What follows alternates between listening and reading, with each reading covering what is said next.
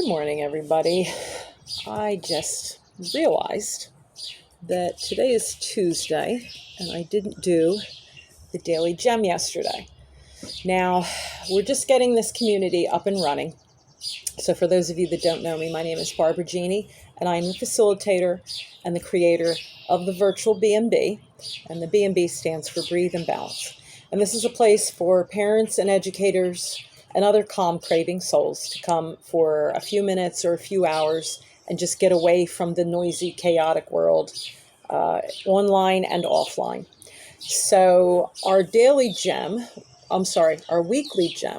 is GEM stands for gratitude, excellence, and motivation. So our weekly gem is some sort of thought or activity, an idea to help carry you through the week using these qualities of gratitude, excellence, and motivation.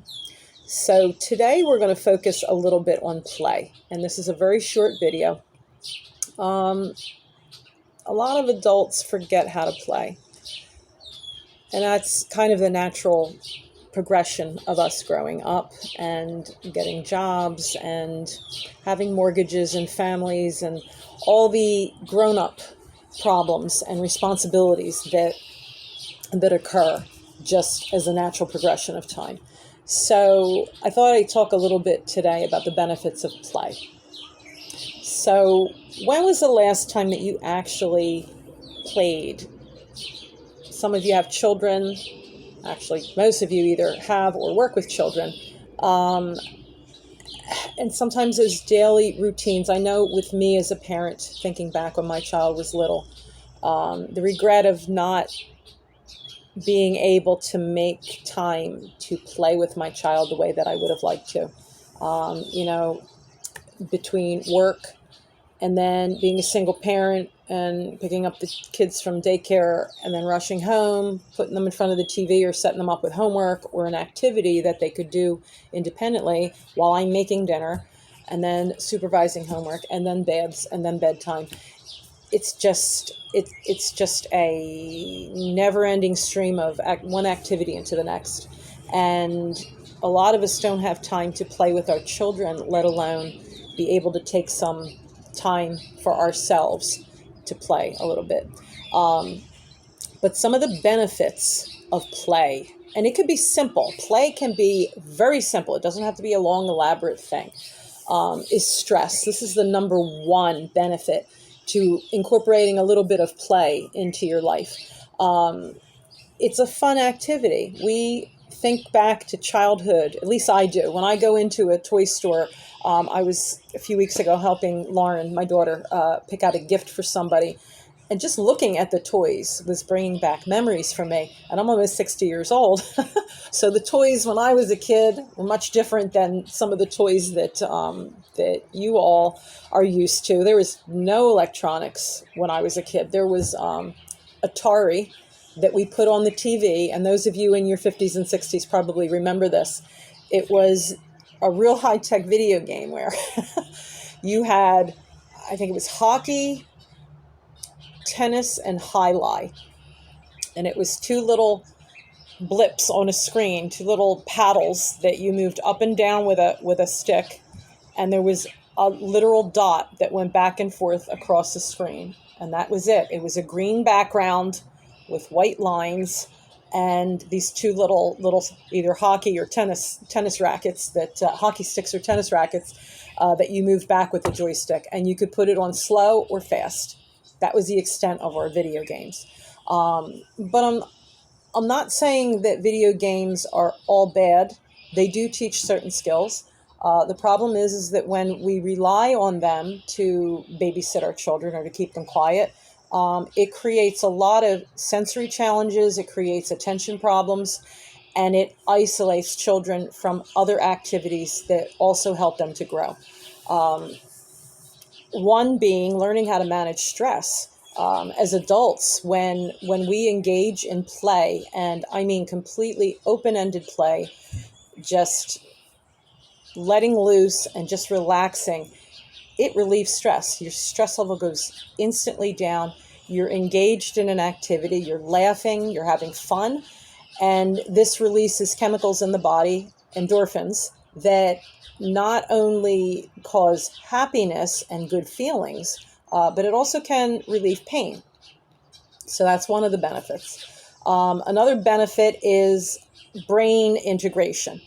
Doing puzzles or playing chess or some sort of strategic game. I know Battleship was one that I liked to play when I was younger with my brother. It was very strategic how you had to lay out your pieces and you needed to think a few moves ahead. This integrates both sides of the brain. It helps in creative problem solving. And it also is very stress relieving because you're engaged in that activity. You're not thinking about everything else that's going on in your world or in the world. And it creates a little space for you to just kind of bring it down for a little bit and be able to re-engage back into the world a little bit better with a clear head. The social aspects, I mean, socializing with, some people have family game nights or they have a neighborhood game night. It's connection. It's, again, laughing and stress management, and it's engaging in an activity that's light, that's fun. It's also a way to stimulate the creative side of your brain. Play helps us problem solve, but it also helps us to create. It helps us to create new solutions, new perspectives, new ideas. So I can't stress enough the benefits of play, not just for children. And I used to do recreation programs, my daughter and I, for summer camps, and they were all play-based. Play is, sensory integration is another one. And you hear about sensory integration in the realm of children with special needs, but I'm going to tell you this, humans all need sensory integration. This manages stress. It helps connect the brain with the body. It helps connect you from the inside to the outside world. And it just helps you make connections that you normally wouldn't make if you were just engaged in electronic. And now the irony is that you're watching this on an electronic device, on an online community. So now what I'm going to do is I'm going to end this video and I'm going to challenge you to go outside and play. I'm outside today. It's a little overcast, but it's nice. It's not too windy. It's not too cold. It's not too warm. It's good. Just to give you a quick overview, we keep toys in our house. Now, my kids are all grown. The youngest one is 22. Then we have a 27-year-old who doesn't live in the house. We have a 36-year-old and a 37-year-old. We all play with toys. This is just an old cigar box. And these are these little things that my daughter likes. They're like, I think they're called mini brands. And she just likes collecting them. It relaxes her. She spent quite a bit of time trying to build this little shopping cart, but it brings back memories of her when she used to play with her little dolls. They were called Polly Pockets, and she loved them. I dug this out.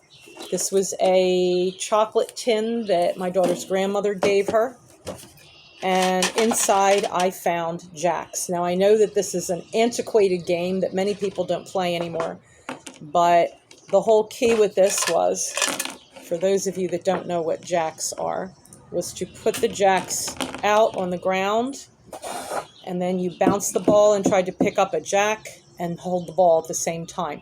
This game is very good for focus. It's good for hand-eye coordination.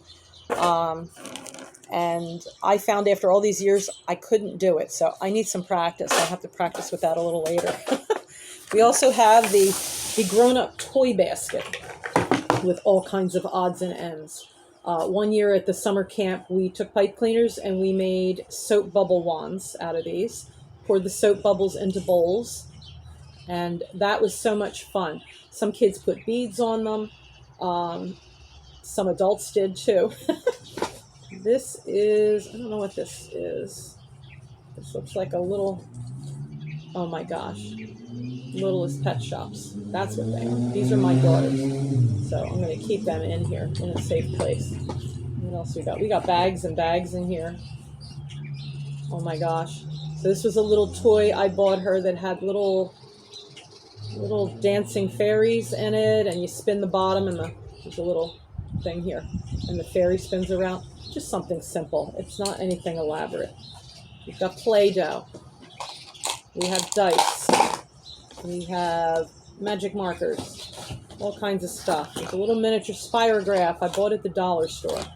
So it doesn't have to be elaborate. Oh, here's a thing of chalk.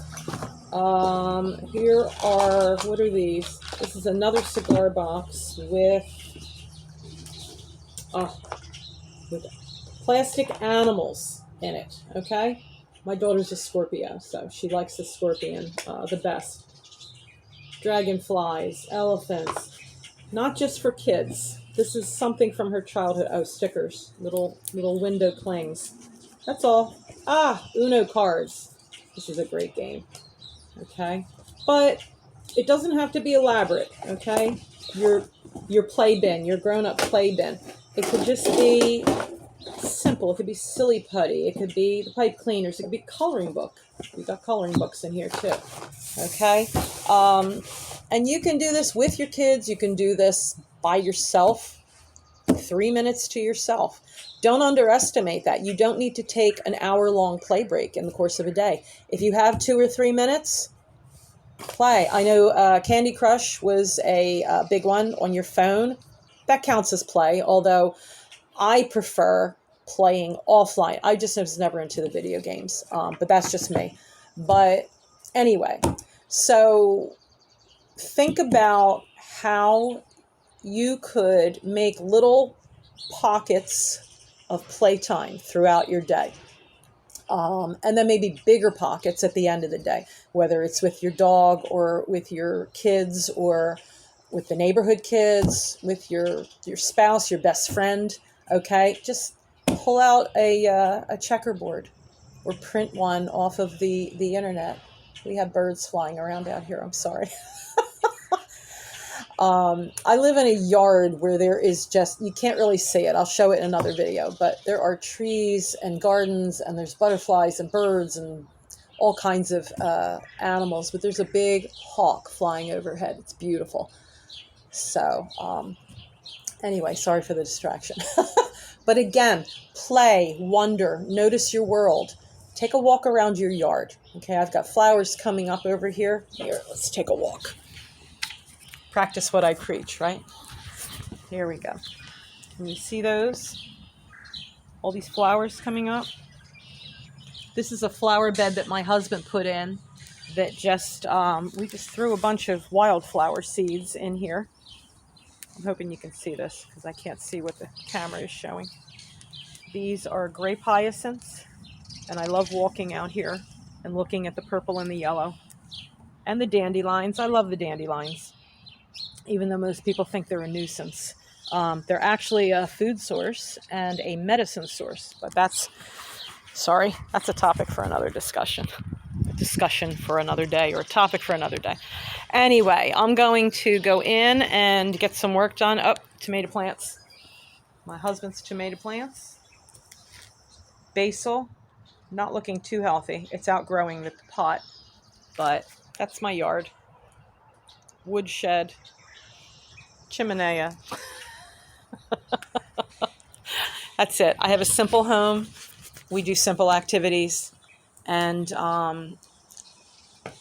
I just want you to think of ways that you can incorporate play into your day, because the benefits of it are long-reaching. And the biggest benefit that I found when I started to do this was that I had more energy, and I was just a better mom, a better teacher, a better human being.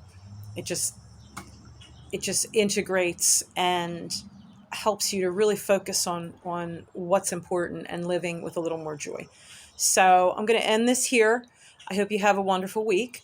Pop your questions below, or your suggestions, how you incorporate play into your life, or relaxation. But I'm talking specifically about playing, jumping rope, playing with the jacks, playing with model cars, or whatever it is that you like to do. Post below, give us ideas, and let us know how you're working to incorporate more play into your life. I hope you have a wonderful week, and I will talk to you soon.